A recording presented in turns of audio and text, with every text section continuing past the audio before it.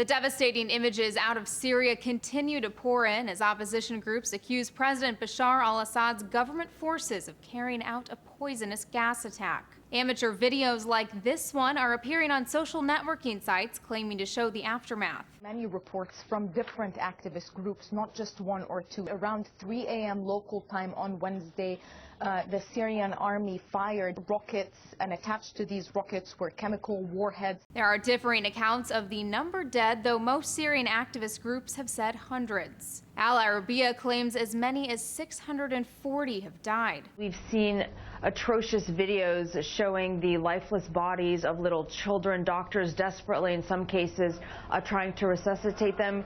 We don't see any sort of external injuries. Other videos show both children and adults having trouble breathing, foaming at the mouth, and convulsing.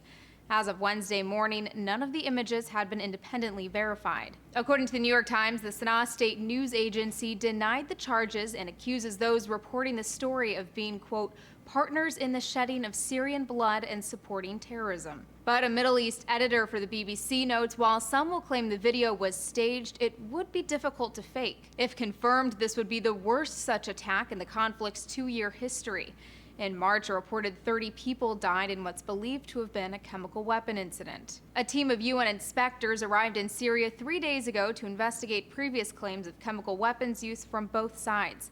It's unclear if they will visit the site of the alleged attack. And according to a Syrian official talking to CBS, the presence of the UN team makes the reports even less likely. Would you imagine that we would use chemical weapons when a UN team is here to inspect? Last year, the US and its allies drew a so-called red line, saying if any chemical weapons were used, it would be grounds for military intervention.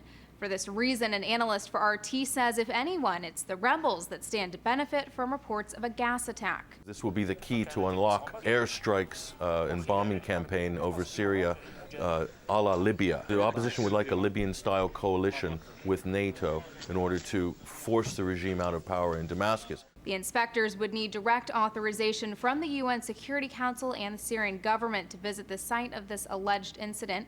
UK Foreign Secretary William Hague and French President François Hollande, joined by the Arab League, have called for the UN inspectors to be given that access. For Newsy, I'm Elizabeth Hagedorn.